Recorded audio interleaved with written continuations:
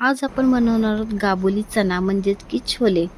चला, तेल गरम झालेलं आहे आपल्या इकडे, मस्त कढई गरम झाली, तेल टाकलेलं आहे त्याच्यात आणि मी घेतलेलं आहे कांदा, टोमॅटो, लसूण आणि छान असं आलं टाकलेलं आहे, कोथिंबीर टाकलेली, त्याची ग्रेव्ही बनवलेली आहे वाटण काढून.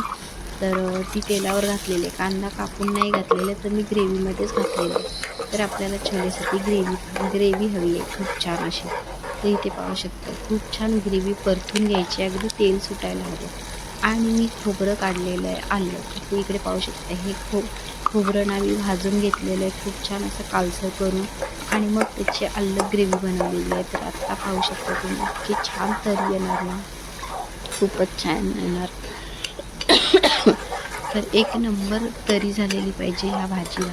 तर तुम्हाला सांगते, जितकं तुम्ही ग्रेव्ही वाटणं, काही कोणती पण ग्रेव्ही असेल ना, तर ती जितकी परतून घ्याल, जास्त शिजवून घ्याल, तर कोणत्याही भाजीला खूप छान अशी तरी येते. तर मी ना फोडणीमध्ये पहिलं स्टार्टिंगला जिरं घालायचं होतं, ते मी आत्ता घातलेलं आहे. इकडे पाहू शकता, आता आपण घालणार आहोत मसाले. हळद घातलेली आहे, गरम मसाला घातलेला आहे, लाल मसाला घातलेला आहे.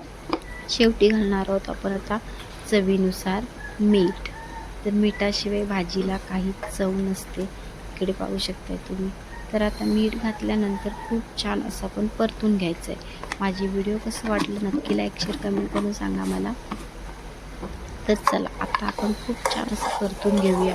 ग्रेव्ही जितकी परताल तितकी खूप छान लागणार तुम्हाला. तर इथे पाहू शकता, तरी मसाले टाकायच्या पहिलेच येऊन गेलेली आहे, कारण परतून घेतलेली होती आपण पहिलीसुद्धा ग्रेव्ही. इथे पाहू शकता खूप छान मस्त ग्रेव्ही झालेली आहे. तर आपण आता त्याच्यामध्ये छोले घालणार आहोत. तर मी ह्या छोलेला 3 शिट्ट्या घेतलेल्या आहेत आणि खूप छान असे शिजलेले आहेत. तर पहिले छोले शिजवून घेतल्यामुळे काय होतं, भाजी फास्टमध्ये होऊन जाते. सकाळी तुम्हाला जर मुलांच्या टिफिनसाठी बनवायचे असेल, तर तुम्ही खरंच कोणतंही कडधान्य पहिलं शिजवून घेतलंत ना, पाणी कमी टाकायचं, कारण तेच पाणी आपल्याला वापरायला मिळतं.